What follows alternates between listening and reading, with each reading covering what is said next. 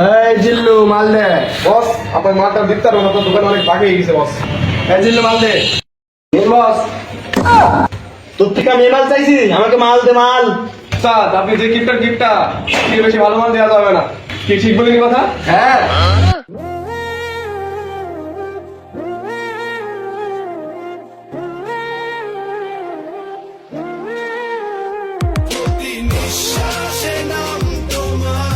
বস বস নুসরাতের বিয়ে যাচ্ছে বস, তাড়াতাড়ি চলেন বস।